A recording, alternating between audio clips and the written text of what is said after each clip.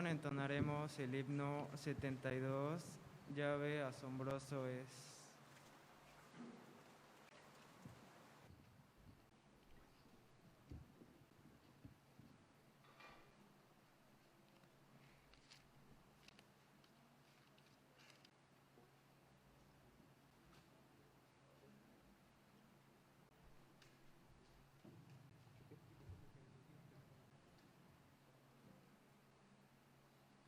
Nos ponemos en pie para entonar este himno.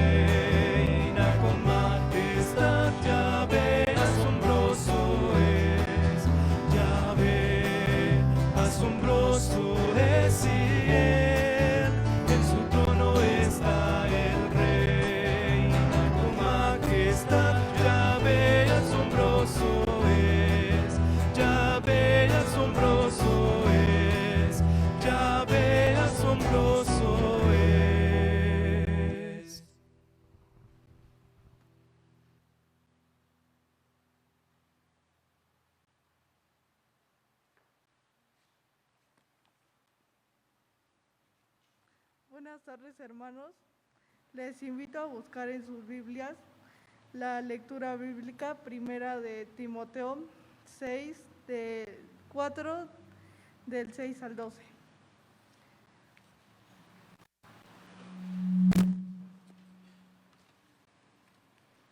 Les invito a seguirme con su vista. Si esto enseñan a los hermanos, serán buen ministerio de Jesucristo, nutridos con la palabra de la fe y de la buena doctrina que has seguido.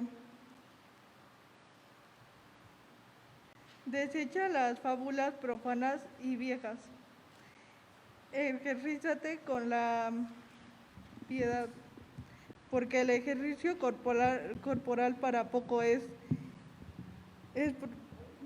provechoso, pero la piedad para todo aprovecha, pues tiene promesa de esta vida presente y de la venidera. Palabra fiel es esta, y digna de ser recibida por todos, porque esto mismo trabajamos y sufrimos aprobios, porque esperamos en el Dios viviente, que es el Salvador de todos los hombres, mayormente de los que creen. Esto manda y enseña: ninguno tenga en poco su juventud, sino sea ejemplo de los creyentes en palabra, conducta, amor, espíritu, fe y fuerza.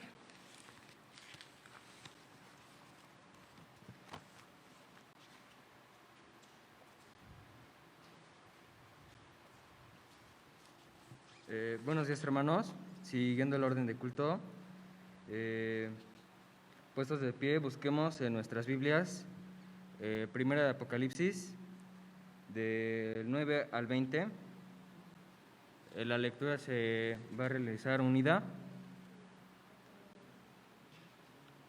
Y la palabra de Dios dice así: Yo, Juan, vuestro hermano, y compartícipe vuestro en la tribulación, en el reino y en la paciencia de Jesucristo, estaba en la isla llamada Patmos, por causa de la palabra de Dios y del testimonio de Jesucristo.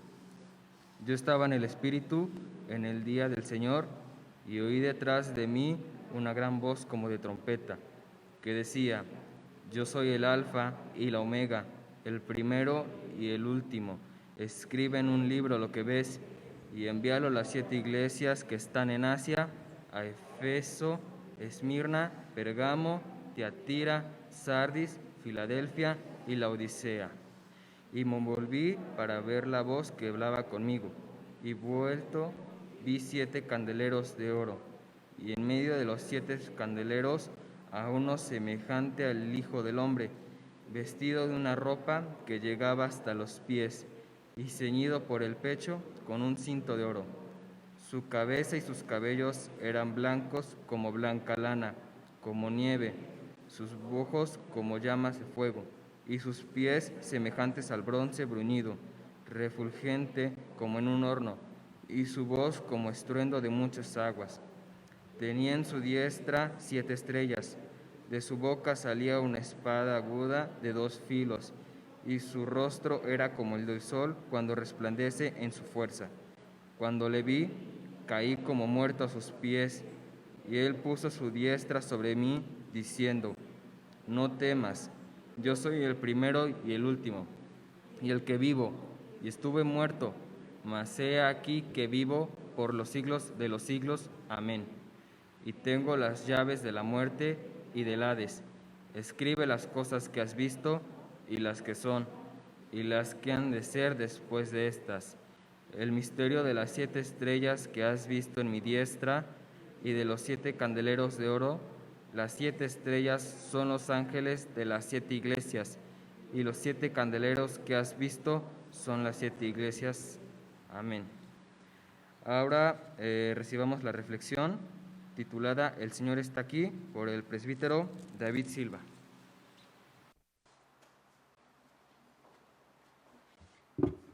Por favor, ocupen su lugar, mis hermanos. Es un enorme privilegio estar el día de hoy aquí con ustedes. Algunos creo reconocerlos detrás de la careta. Hace muchos años que conozco a algunos de ustedes y es una enorme alegría y privilegio poder estar el día de hoy aquí. También saludo a todos mis hermanos que nos están viendo a través ya sea de Facebook o de YouTube. Qué bueno que están con nosotros el día de hoy. Estamos en vivo y es sumamente extraño para mí después de año y medio poder estar con gente, poder estar presenciales. Y estoy aquí representando al Presbiterio Berea, ya que nos compartieron que van a cumplir 50 años como iglesia y me enviaron como presidente del presbiterio para saludarlos, para estar con ustedes el día de hoy y compartir una porción de la palabra. No omito decir que hace 20 años estuve aquí celebrando los 30 años de la iglesia. Hace 20 años. ¿Pueden creer eso? Era yo realmente un niño cuando estuve aquí compartiendo con ustedes un tiempo y por eso es que algunos de ustedes los conozco. Seguro algunos de ustedes no me conocen, pero el Señor nos ha llevado por diferentes lugares y uno de los lugares ha sido este, donde compartimos algún tiempo la palabra. Quisiera el día de hoy compartirles este texto que acabamos de leer, que es un texto por demás interesante, por demás importante para nosotros. Pero quisiera empezar esta reflexión a través del final del texto que acabamos de leer. Miren, acompáñenme conmigo, por favor, a Apocalipsis capítulo 1, versículo 20. Sea que traigas Biblia, sea que traigas una app, sea que estés en tu casa escuchando la lectura, miren lo que dice la Escritura. Y el misterio de las 7 estrellas que has visto a mi diestra y de los 7 candeleros de oro. Las 7 estrellas son los ángeles de las 7 iglesias y los 7 candeleros que has visto son las 7 iglesias. Cuando nos acercamos al texto de Apocalipsis, nos acercamos siempre a un texto que para muchos les parece un texto complicado. No solo complicado, sino además misterioso. Y por ahí hay en YouTube desde hace mucho tiempo muchos mensajes que procuran esclarecernos todo lo que significa Apocalipsis, y para muchos de nosotros acercarnos a Apocalipsis prácticamente es acercarnos al fin del mundo. No sé si les pasó hace año y medio que como que sentimos que nos acercábamos al fin del mundo, y hubo muchas traducciones y hubo muchas formas de gente que pensó que ya estábamos en los últimos tiempos. Y entonces leer Apocalipsis puede representar para muchos no solo un reto, sino también una complejidad, porque parece que es un libro complejo y difícil de entender. Quise empezar por el versículo 20 porque el versículo 20 explica y nos da la referencia exacta de lo que significan los versículos anteriores. No hay por qué inventar, no hay por qué hacer figuras innecesarias. El texto por sí mismo se explica. Dice entonces: el misterio de las siete estrellas que has visto a mi diestra y de los 7 candeleros de oro es este. Las estrellas son los ángeles de las 7 iglesias, es decir, la traducción es los pastores. Y los 7 candeleros que has visto son las 7 iglesias. A partir del versículo 9, hermanos, comienza una de las 7 visiones que hay en el libro de Apocalipsis. Y dentro de estas 7 visiones hay 7 sellos, hay 7 caballos, y el número 7 se comienza a repetir de manera constante en el libro de Apocalipsis. El número 7 representa en el libro de Apocalipsis y prácticamente en todo el texto bíblico el número perfecto. Por lo tanto, no solamente el texto se refiere a las 7 iglesias, o es un texto enviado a las 7 iglesias que leímos anteriormente y cuyas cartas aparecen a partir del capítulo 2, sino que en realidad el número 7 representa la iglesia total. Es decir, los 7 pastores, los 7 ángeles, son todos los pastores de las iglesias. Y las 7 iglesias son todas las iglesias de la historia. Básicamente diríamos, teológicamente, que no estaríamos hablando de las iglesias, sino estamos hablando de la iglesia. Independientemente de la denominación, independientemente del país, independientemente de la época, todos aquellos que hemos sido redimidos por Jesucristo somos parte de la iglesia. Por lo tanto, este versículo significa que todas las iglesias, las 7 iglesias están representando a la iglesia completa. Y si esta iglesia está siendo representada, entonces el eje central de todo el libro de Apocalipsis y el eje central de nuestra fe radica en que pertenecemos como iglesia al Señor. Sé que somos presbiterianos, pero alguien tiene que decir amén. Es fundamental que entendamos que la iglesia, históricamente hablando, la iglesia de todos los tiempos es una iglesia que pertenece al Señor. Y esto entonces le da sentido a todo el texto de Apocalipsis, pero no solo al texto de Apocalipsis, sino le da sentido a toda la historia de la humanidad y a esta historia que hoy estamos viviendo. Si Él es el Señor, si Él es el dueño de la iglesia, entonces la iglesia está en su mano. No hay apocalipsis que la pueda derrotar. No hay pandemia que la pueda derrotar. No hay circunstancia que pueda derrotar a la iglesia porque la iglesia le pertenece a Él. Si este es el concepto de este texto, entonces vamos a ir leyendo lo que desde el principio dice la visión. Vayan conmigo, por favor, a partir del versículo 9. Yo, Juan, dice: vuestro hermano y copartícipe vuestro en la tribulación, en el reino y en la paciencia de Jesucristo, estaba en la isla llamada Patmos, por causa de la palabra de Dios y el testimonio de Jesucristo. Yo estaba en el Espíritu en el día del Señor y oí detrás de mí una gran voz, como de trompeta. Es muy importante que nosotros, cuando leamos Apocalipsis, veamos que el receptor de la visión, que se divide en 7 visiones, es Juan, el cual dice: soy su hermano. Todos sabemos que es el último apóstol que murió y que fue enviado, dice aquí, a la isla de Patmos. Pero está enviado a la isla de Patmos desde una posición en la cual él dice: yo soy copartícipe con ustedes de la tribulación. Soy copartícipe con ustedes de la tribulación. Es decir, Juan no estaba desde una silla dorada diciéndole a la iglesia lo que Dios quería que hicieran. Juan estaba encerrado por causa de la tribulación. Es decir, Domiciano había iniciado la persecución, y por causa de su fe, básicamente porque Juan decía que Jesús era el Señor, que Jesús era el Rey, entonces por causa de su fe es enviado a la isla de Patmos. Se dice que la isla de Patmos más o menos tiene unas dimensiones de unos 16 kilómetros por 10 kilómetros. Es decir, es un lugar pequeño, sobre todo considerando que es una isla rocosa. Y dice, yo estoy igual que ustedes en la tribulación. De repente parece ser que los pastores no pasamos por tribulación. Parece que los pastores, como estamos cerca de Dios, dice la gente, como a nosotros sí nos oye Dios, entonces no tenemos tribulación. Por supuesto que me vieron llegar con mascarilla, tal vez los que están en casa no me vieron, sí me vieron que me quité el cubrebocas. Pero cuando llegué empecé a sufrir un poco de ansiedad, debo confesarles. Cuando vi el grupo de intermedios aquí, todos los muchachos, dije, ¡ay! Y se acercó muy bien mi hermano y me dijo, ahorita le voy a sanitizar el lugar donde va a estar. Y yo dije, ¡ay! Estamos en la tribulación, hermanos. Somos copartícipes de lo mismo. Nadie, ninguna persona en este mundo, en este momento, está siendo ajena a lo que nos está pasando. Nadie. Y Juan dice, yo estoy aquí, recibo la visión, pero no estoy de vacaciones. Estoy en la isla de Patmos y estoy como preso. Juan estaba encarcelado.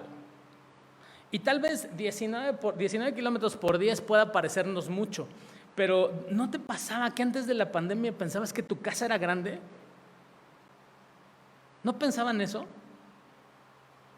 Hasta que llega la pandemia, tus hijos, tu esposa y tú tienes que trabajar en casa, tu esposa tiene que trabajar en casa, tus hijos tienen que conectarse a la escuela en casa, y entonces te percatas de una cosa importante. Tu casa es extremadamente pequeña. Tu internet es extremadamente lento. Tu computadora no da batería. Es más, necesitas 3 más. ¿Te pasó? Y de repente, unos meses después, empezaste a sentir que tu casa te quedaba chica. Muévanme aunque sea los ojitos, hermanos, porque de repente no veo que que vengan conmigo. ¿Sí me están acompañando? Los de casa no pueden hacerlo, pero ustedes sí. Juan dice, yo estaba en la misma circunstancia, estaba en la misma tribulación, pero soy participante de ustedes, dice, en el reino y en la paciencia de Jesucristo. La palabra específica que se usa aquí por paciencia no tiene que ver con el hecho de ser nosotros enfermos e ir con el médico y esperar pacientemente mucho tiempo, sino básicamente la palabra, y ustedes pueden ver otras traducciones en la Biblia, hoy es muy fácil a través de la red del internet, van a encontrar que las nuevas traducciones no dicen paciencia, dicen perseverancia, porque tiene que ver con el objetivo del creyente. El objetivo del creyente no es pacientemente, inactivamente, sentado, estar esperando lo que sucede, sino perseverantemente estar esperando y caminando mientras las cosas suceden. Entonces, el objetivo de Apocalipsis y el objetivo de todo el texto bíblico es enseñarnos y ayudarnos para mantenernos caminando en medio de las circunstancias. Apocalipsis no existe, hermanos, para derrotarnos. Apocalipsis no existe para espantarnos. Tal vez, y hay un montón de cristianos que no leen Apocalipsis porque dicen, me espanta y tengo pesadillas. Se creyeron el Apocalipsis de Hollywood. Parece que Tom Cruise es el héroe fundamental de Apocalipsis. Y no, el héroe fundamental de Apocalipsis es Jesucristo. Y lo que el libro de Apocalipsis nos enseña es que tenemos que caminar en medio de esta circunstancia, y nos enseña cómo caminar y cómo perseverar en medio de todas y cada una de las dificultades. Sé que somos presbiterianos, pero alguien diga amén. Pongan corazón, pongan like, hagan algo, por favor, porque esta verdad es una verdad que nos tiene que animar para caminar. Es tiempo de agarrar la mochila y seguir caminando. No es posible que el creyente piense y sienta que este apocalipsis, que no es el apocalipsis, pero que sienta que este apocalipsis es ya el fin del mundo y entonces hay que esperar tranquilos la condenación eterna. Esa no es la conducta y la actitud que espera el Señor de cada uno de nosotros. Por eso dice Juan, yo estaba también en tribulación. No crean que ustedes están pasando por pandemia nada más. No crean que ustedes están arriesgando solo ustedes la vida. Yo estaba en esa circunstancia y entonces participo del reino, pero también participo en esta circunstancia de este proceso de seguir caminando en medio de las dificultades. Estaba yo en el Espíritu, dice Juan, en el día de reposo, en el día del Señor, es decir, algunos traducen en el día domingo, y oí detrás de mí una voz como de trompeta. Aquí me detengo rápido. Miren, Apocalipsis es un libro que en este texto del versículo 9 al versículo 20 aparecen 7 comos. El número 7 es fundamental. Y aquí aparecen 7 comos también. Estos 7 comos representan o significan una similitud. Lo que Juan va a ver a partir de este momento, el versículo 9, es algo que nunca nadie antes había visto. No sabemos cuánto tiempo pasó para que él lo viera. Por lo tanto, él tenía que traducir en idioma humano la divinidad que iba a ver. Y entonces utiliza la palabra como. No es que efectivamente así fuera. Oí una voz como de trompeta. Los músicos dirían, no, a ver, ¿era trompeta o era trombón? ¿Era trompeta corta o trompeta larga? ¿Estaba en do o estaba en fa? Y no sé si les ha pasado, pero mucha gente cristiana, bien intencionada, dedica su vida a explicarnos todos esos detalles y entonces le ponen una imagen en YouTube del Señor con una voz y le ponen una trompeta. Y entonces comienzan a hacer como una especie de collage de todo esto y sale un alebrije, ¿no?, de una cosa extraña porque quieren hacer parecer que la voz era trompeta. No dice que era trompeta, era como trompeta. Era tan majestuosa, era tan ensordecedora que él dice, yo la escuché como si fuera una trompeta. Si no era una trompeta, no tenemos problema. No tenemos problema. Él pensó e imaginó que esa era la mejor imagen para traducirnos cómo la escuchó. Y la voz era como de una trompeta, decía, yo soy el alfa y la omega, el primero y el último.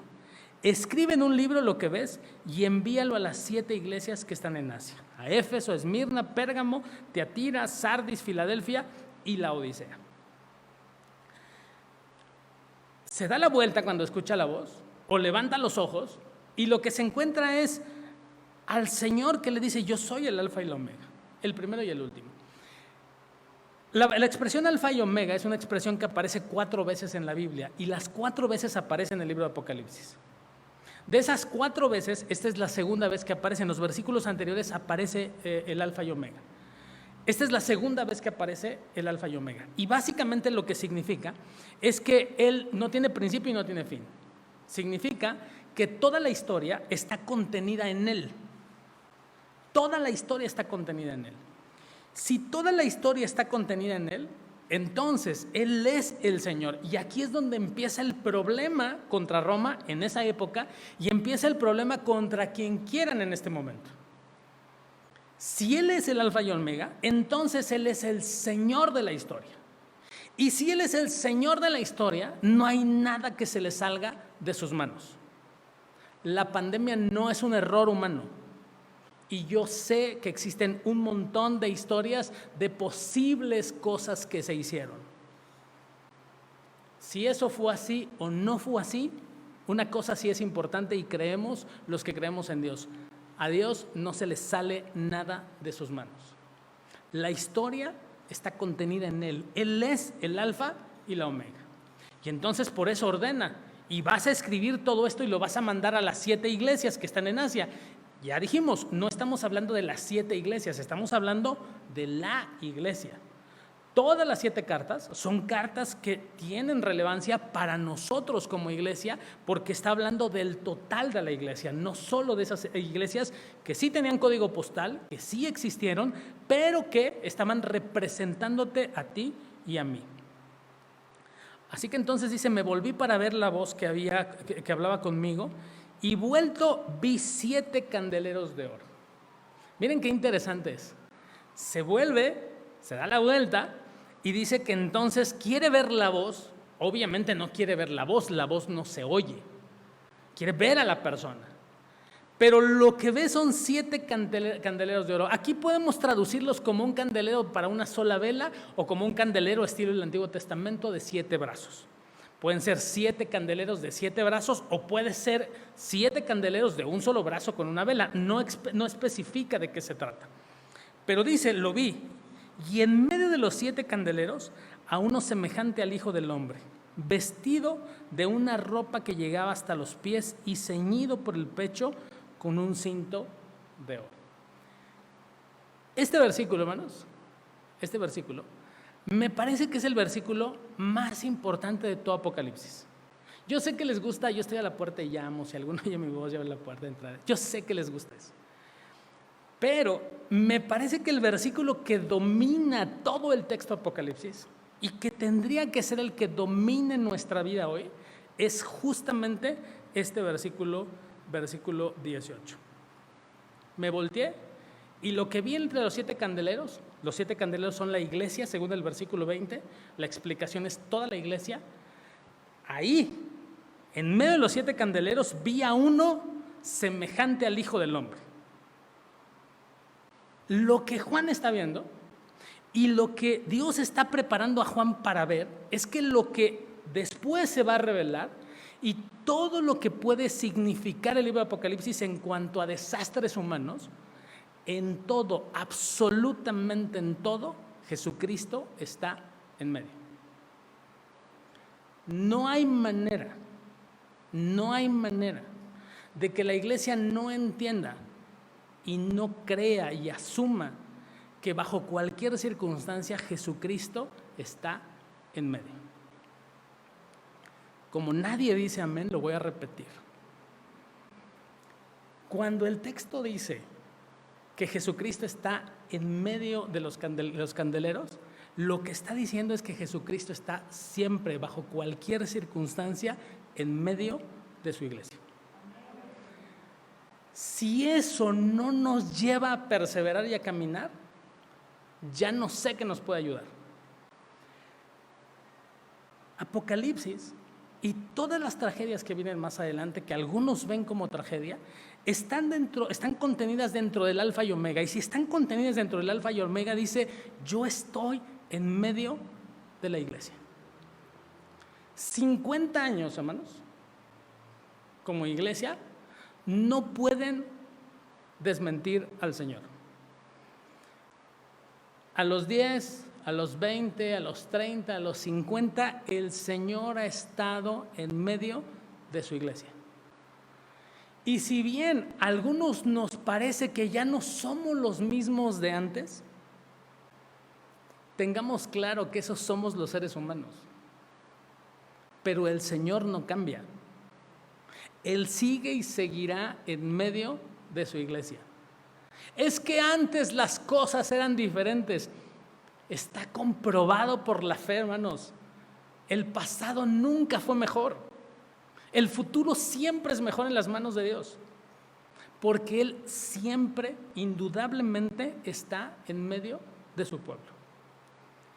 Y lo que viene a continuación son 7 características. Otra vez, 7 características que revelan a ese que camina en medio de la iglesia, a ese que está en medio de la iglesia. Si necesitamos saber qué necesitamos para seguir avanzando y seguir caminando, es lo que a continuación se revela. El que está en medio de la iglesia es cómo, y ahí vienen los otros cómo. Y es básicamente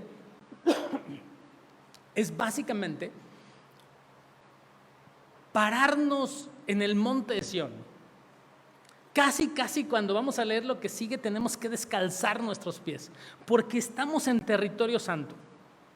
Y en un territorio donde ese momento en el cual el Señor se transfigura y sus discípulos se caen como muertos, ¿se acuerdan de eso?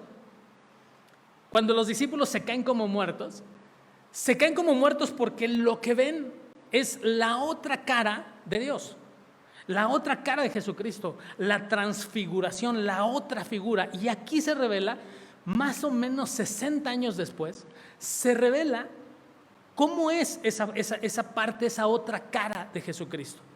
Y lo que revela, dice, vi a este semejante al Hijo del Hombre, vestido de una ropa que llega hasta los pies y ceñido por el pecho con un cinto de oro. Todas las figuras que vamos a leer a partir de este momento son figuras, gracias hermano, muy amable, son figuras que tienen que ver con algunas cosas que se enseñan en Ezequiel, algunas cosas se enseñan en Isaías, los profetas están llenos de estas figuras. Y lo que nos va a enseñar es quién es ese que está en medio de la iglesia para su iglesia. Y lo primero que dice, y las primeras figuras que dice, tienen que ver con una figura sacerdotal, y el cinto en el pecho para algunos es como si fuera el rey. Entonces, para algunos, y la traducción más recurrida de este versículo, es que Jesucristo se presenta como rey y sacerdote. Y entonces, el que está en medio de nosotros es aquel que intercede por nosotros permanentemente. Pero no solo intercede por nosotros, sino además nos gobierna. Y está gobernando no solo el universo, sino también a su iglesia. No es nuestro gobernante, cualquiera que sea, quien dirige nuestro destino. El que dirige el destino de la iglesia es Jesucristo. Y entonces ahí no hay pierde. No sé si eres, no voy a entrar en ese territorio, por supuesto. No sé a qué partido le vayas, no sé. Pero cualquiera que sea tu inclinación política, cualquiera que sea, no empiecen ahí en YouTube a echarme ahí hater, por favor. Cualquiera que sea tu inclinación política, Juan vivía en un momento donde Roma era la que gobernaba. Y Juan dice, estando desde la cárcel, a mí nadie me gobierna, nadie va a interceder por mí. El que intercede por mí es Jesucristo. El que me gobierna es Jesucristo. Y cuando nosotros nos sentimos dependientes de un gobierno, es entonces cuando nos volvemos frágiles, cuando nos volvemos débiles. Porque entonces estamos esperando en el hombre y no estamos esperando en Dios.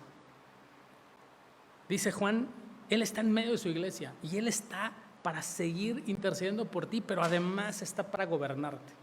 Y luego dice, en el siguiente versículo 14, su cabeza y sus cabellos eran blancos como blanca lana, como nieve sus ojos como llama de fuego. Otra vez como llama de fuego, no es que salía llama de fuego, era como llama de fuego, era tal su grandeza, era tal el esplendor que parece como llamas de fuego. ¿Han visto a alguien que le dicen, si tus ojos fueran pistolas ya me hubieras matado? ¿Han visto a alguien así? Bueno, dice, eran como llama de fuego. Obviamente lo que está diciendo es que Él todo lo ve, que nada se le escapa. Lo repito, hermanos. Él está en medio de su iglesia y todo lo ve y nada se le escapa. El anciano de días, que es el Antiguo Testamento y que se refiere a este hombre canoso, no se refiere evidentemente a un hombre decrépito, sino se refiere a un hombre con un carácter y con una figura que representa respeto. Eso es lo que significa. Él está ahí como el respetable, como el todopoderoso, como el grande, pero además nada se le escapa. Y luego dice, y sus pies semejantes al bronce bruñido, refulgente como en un horno. Esta figura, si ustedes recuerdan, no sé si alguien me puede hacer una señal si me paso de tiempo, porque el texto es largo y ya me estoy emocionando. Entonces, si alguien me dice cuando el tiempo se acabe, porfas, gracias. No sé si se acuerdan de la visión que tiene Nabucodonosor, que le dice a Daniel, oye, tuve una visión, y en esa visión su reino es un reino que tiene pies de barro. que está combinado con metal, pero que tiene pies de barro. Y básicamente lo que significa que algo similar sucedió con Roma es que parecían reinos poderosos, pero tenían pies de barro. Cuando golpearon los pies de barro, todo el reino se derrumbó. Los reinos tienen pies de barro, hermanos. Pero este señor que está en medio de su iglesia, dice, tiene pies, sus pies son semejantes al bronce bruñido. No es barro, es bronce. Y el bruñido se refiere a una técnica que se utilizaba para brillantar el metal. Se metía al horno, como dice aquí, pero además el bruñido era todavía lijarlo con otro metal para sacar el mayor esplendor. Lo que dice aquí básicamente es, este señor tiene pies de bronce bruñido. ¿Quién lo va a derrotar? Nadie. Nadie lo va a derrotar. Él es el que gobierna, Él es el que intercede, Él es el que tiene todo el poder, Él es el que lo ve todo y no hay nadie que lo pueda defender. Perteneces a un reino que no va a caer. Perteneces a un reino que no solo no va a caer, va a ser un reino majestuoso y será el único reino que subsista cuando todos los demás reinos acaben. Eso produce, por supuesto, un esplendoroso amén. Gracias a Dios pertenezco a ese reino. Y gracias a Dios no serán 50 años, serán 100 si Jesucristo no viene antes. Y gracias a Dios porque no se trata solamente de festejar que existimos, se trata de festejar quién está con nosotros, quién ha estado con nosotros a lo largo de toda la historia, quién nos ha sostenido en todo momento. Podría pasarme todavía una hora más contándoles todo lo que yo vi aquí, todo lo que yo experimenté aquí, todo lo que junto con mi familia vimos aquí, cómo Dios sostuvo a la iglesia y cómo Dios sigue y seguirá sosteniendo a su iglesia. No abundaré una hora, pero créanme, esta iglesia, porque es iglesia del Señor, ha vivido siempre bajo la protección del Señor. Vivirá siempre bajo la protección del Señor. Y alguno medio negativo dirá, ¿y la pandemia? ¿No estás viendo lo que está pasando? ¿No estás viendo cómo estamos perdiendo a nuestra familia, cómo estamos perdiendo a nuestros amigos? ¿No estás viendo cómo el mundo se está derrotando? Quiero decirles una cosa importante y que he dicho casi cada que tengo oportunidad. Mis amigos han muerto. Mis hermanos han muerto. He estado en muchos funerales en el último año y medio. Pero hay una verdad fundamental cuando sabemos que el Señor de la iglesia es Jesucristo. No hay nada, no hay pandemia, no hay enfermedad, no hay accidente que nos haya arrebatado a nuestro ser querido.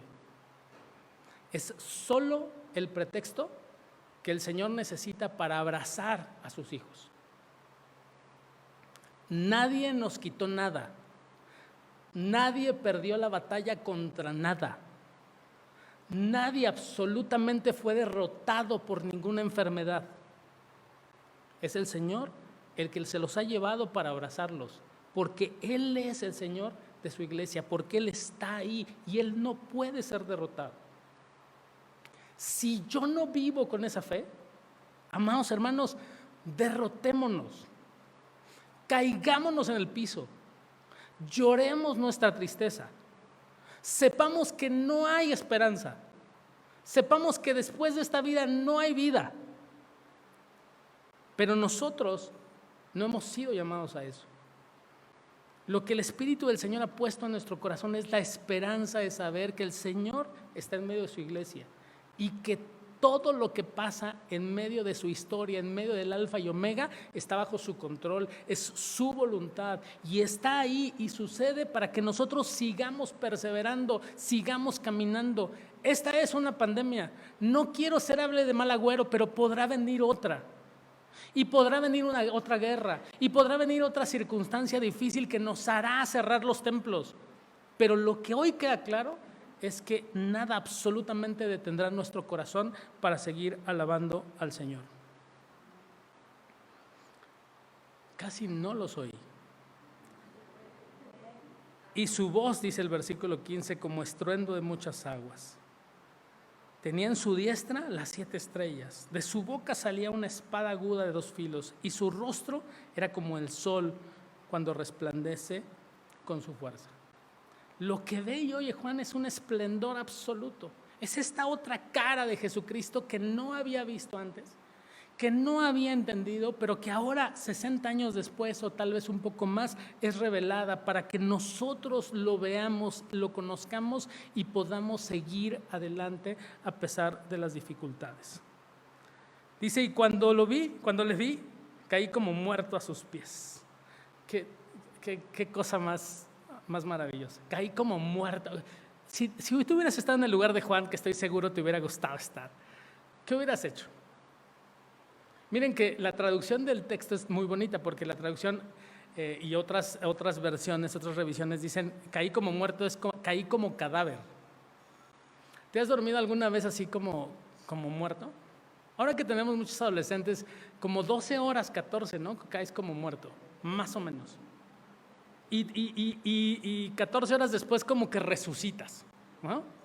Y como que no sabes, así como sales como Lázaro de la cama, como no sabiendo qué pasa, ¿no? Dice, caí como cadáver.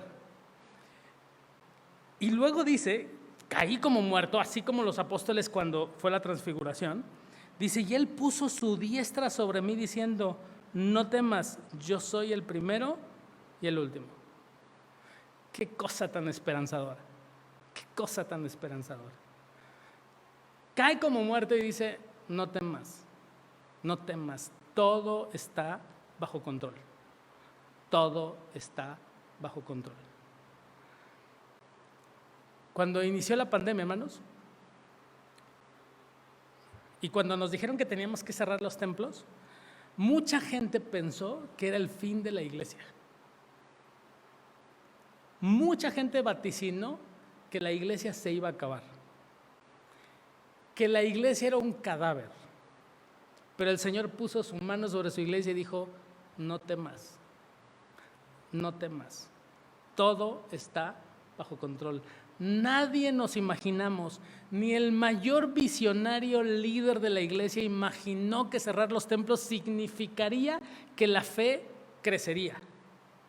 Nadie imaginó que cerrar los templos produciría en los hermanos la necesidad de ir al templo. ¿No anhelabas estar en el templo? ¿No querías ya estar en el templo? 30 años antes presencialmente estuviste en la iglesia y a veces te empezó a pesar ir el domingo a la iglesia. Pero cuando te quitaron la iglesia, dijiste, es que eso es lo que me alimenta. Pensaron que la iglesia era cadáver y Jesucristo puso su mano en su iglesia y dijo, no temas. Y hoy el Señor pone su diestra en tu hombro y te dice, no temas, camina. Así como estuve con ustedes los 50 años anteriores, voy a estar los 50 años posteriores. No sé si yo tenga las canas suficientes para ver los 50 años siguientes, no lo sé. Pero ninguno de nosotros podemos decir o podemos dar la promesa de permanecer aquí los 50 años siguientes. El único que puede decir yo voy a estar en medio de ustedes es el Señor. No temas, porque yo soy el que vivo. A mí sí me mataron, dice, yo sí estuve muerto, yo sí estuve cadáver, mas he aquí que vivo por los siglos de los siglos, amén, y tengo las llaves de la muerte y del Hades. Yo sí morí, dice él, y aquí estoy dándote la confianza y la certeza que yo voy a seguir contigo. No sé por qué has pasado en estos últimos meses, no sé cuál haya sido tu ansiedad, no sé si estás delgado porque te quitaron el trabajo y porque no has podido comer. O no sé si estás delgado porque de plano no te da hambre. No sé si estás un poco más obeso porque todos tus problemas los resuelves yendo al refrigerador que hoy tienes abierto de par en par y lleno de cosas. No sé qué hayas pasado. No sé cuántos seres queridos hayas enterrado, no tengo idea de todo lo que estés pasando. No sé siquiera si alguien nos está viendo hoy porque tiene COVID y no puede venir aquí, no puede estar presencial y ahora tiene que pensar en todo lo que viene después del diagnóstico. No lo sé, pero lo que sí sabemos y la esperanza más importante que tiene la iglesia no es que vas a tener dinero para los medicamentos.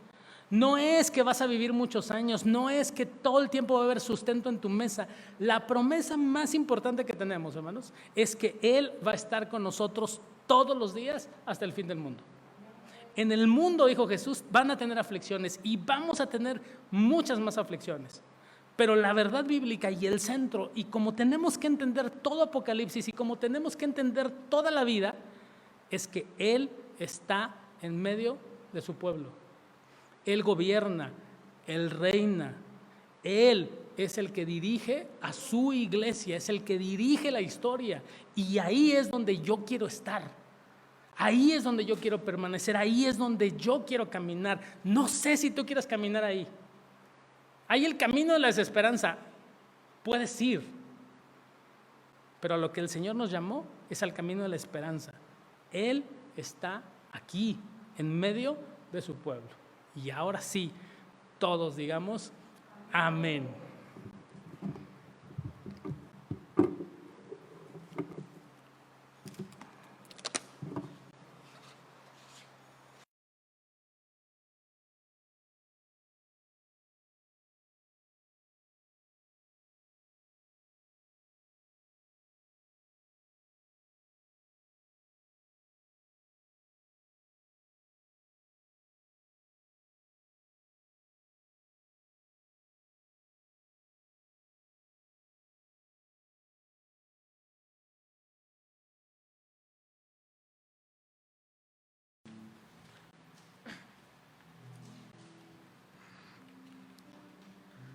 Buenas tardes, hermanos.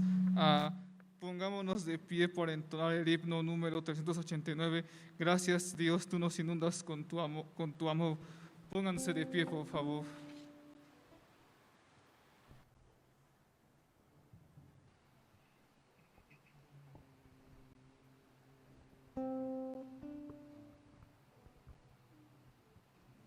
Gracias, Dios, tú nos inundas con tu amor.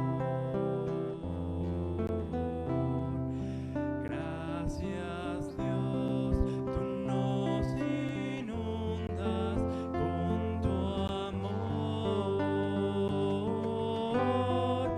Cuando tu palabra llega a nuestro corazón, gracias, Dios, tú nos inundas con tu amor. Gracias, Dios, tú nos alumbras con tu luz.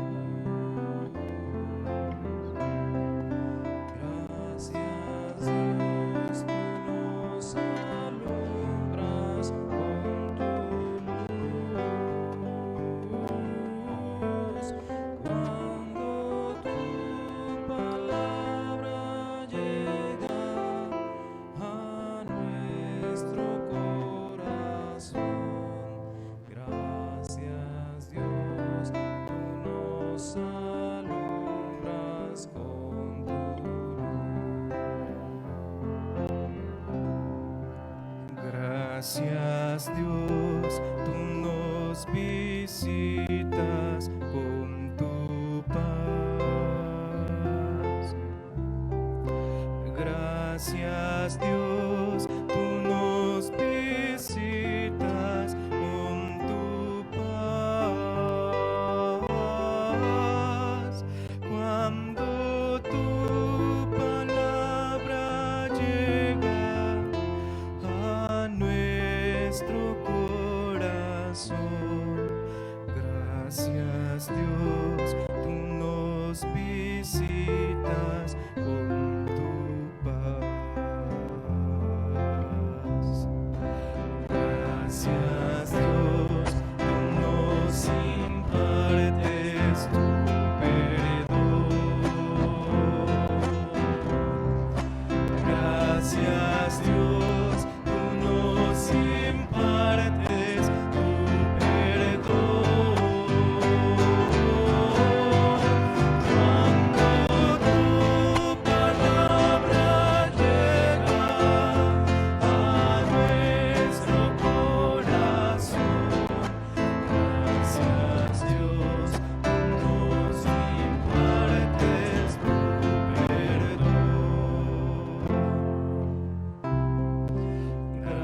Gracias Dios, tú nos otorgas tu poder. Gracias Dios, tú nos otorgas tu poder. Cuando tu palabra llega a nuestro corazón, gracias Dios, tú nos otorgas tu poder.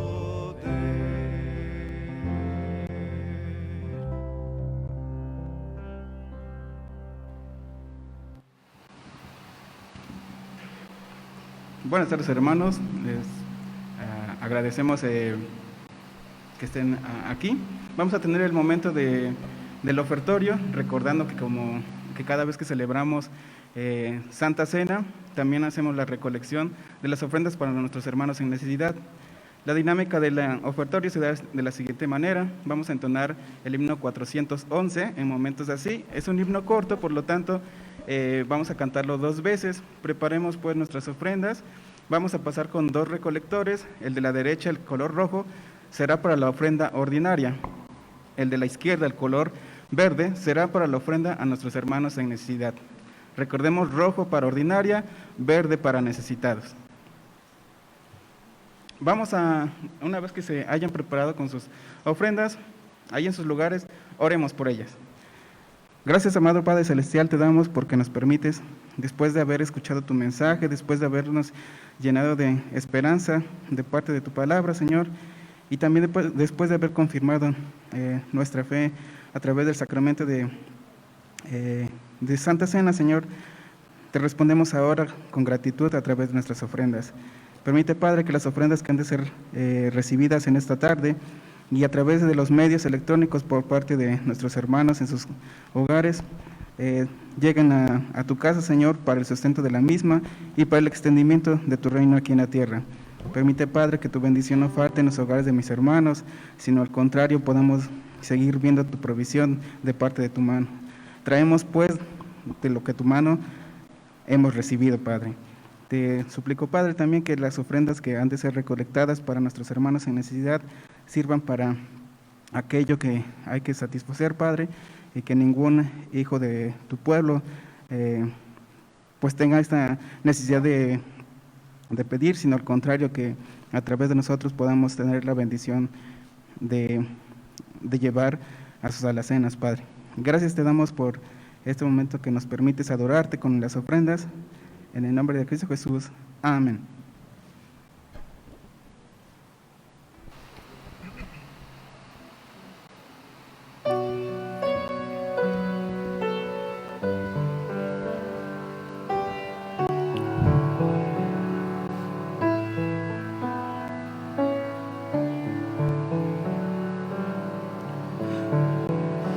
En momentos así levanto mi voz, levanto mi canto a Cristo. En momentos así levanto mi ser, levanto mi alma a Él. Cuánto te amo, Dios, cuánto te amo, Dios, cuánto te amo, Dios, cuánto te amo, Dios. En momentos así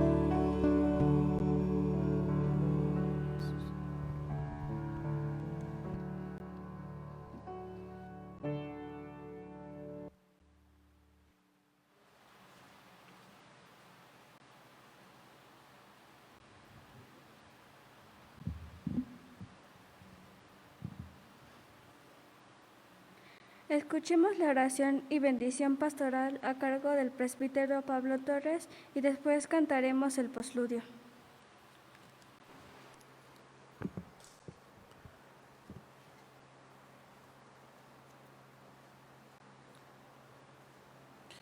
Vamos a ponernos de pie, hermanos, para orar, tener la oración final y también la bendición pastoral y el postludio. Agradecemos mucho al pastor David Silva haber estado con nosotros.